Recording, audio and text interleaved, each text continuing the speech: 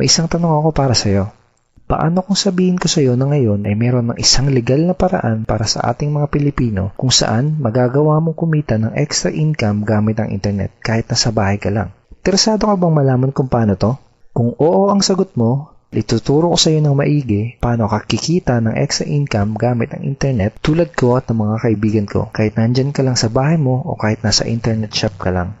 Bago ang lahat, may gusto muna akong ikwento sa iyo. Sigurado ngayon mo palang ito maririnig. 8 months ago, bandang 3:30 ng hapon, dalawang magkaibigan ang sabay na gumawa ng sarili nilang Facebook account. Ito ay sila Paul at si Eric. Bukod dito, madami pang pareho sa dalawang magkaibigan na to. Pareho sila ng eskwelahang pinanggalingan, pareho sila ng kurso natapos, pareho silang pamilyado na. Pareho silang empleyado na nagtatrabaho ng walang oras araw-araw, parehong nakikipagsiksikan sa MRT pagpapasok ng trabaho, parehong sumasahod kada kinsenas katapusan, parehong nagbabayad ng mga utang pagkasahod, at pareho din silang gustong makaahon sa hirap ng buhay. Pagkalipas ng ilang buwan, nagka-chat uli sa Facebook ang dalawang magkaibigan. Si Paul ganun pa din. Araw-araw pa din siyang stress sa pagtatrabaho ng walang oras araw-araw. Madalas pa siyang mag-overtime kaya wala na siyang oras sa pamilya niya. Balak niya na ding mag-abroad dahil kulang na kulang ang kinikita niya para sa kanyang pamilya. Nalulungkot man siyang umalis dahil ayaw niyang malayo sa pamilya niya pero wala siyang choice kung hindi magsakripisyo. Si Eric naman, kaka-resign lang. Hindi na daw niya kailangan ng trabaho. Kumikita na kasi siya ng malaki kahit nasa bahay lang siya kasama ang mag-ina niya. Malaki na din daw ang perang naipon niya sa bangko. Gusto mo bang malaman kung anong pinagkaiba nila? Si Paul gumagastos at nag-aaksaya lang ng oras sa tuwing mag-i-internet. Si Eric naman, ginamit niya ang Facebook at internet para kumita at magnegosyo. May tanong uli ako sa'yo.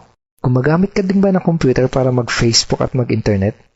Kung gusto mo din malaman kung paano mapagkakakitaan ng oras na ginugugol mo sa pag-i-internet, ang kailangan mo lang gawin ay fill upan ang form na nasa ibaba. Ito ang ilan sa mga ordinaryong Pinoy na katulad mo na nagkaresulta, kumikita gamit ang internet. Lenton Montejo from Davao City, Philippines. I earned $1,200 in 7 weeks. Jeff Perez from Quezon City, Philippines. An ordinary guy like me has earned over $4,000 in 2 months.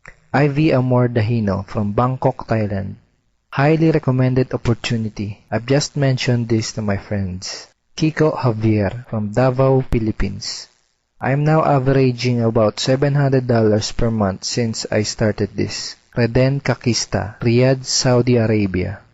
I earned $6,460 using internet only. I'm here in the Middle East working and I'm even earning more than my salary here. Nakakatuwa, di ba? Noong una, naniwala lang sila at sumubok. Ang maganda, pwede ding mangyari sa iyo mga to. Kung gusto mo na ding matutunan kung paano o kikita gamit ang internet, ang kailangan mo lang gawin ay fill upan ang form na nasa ibaba.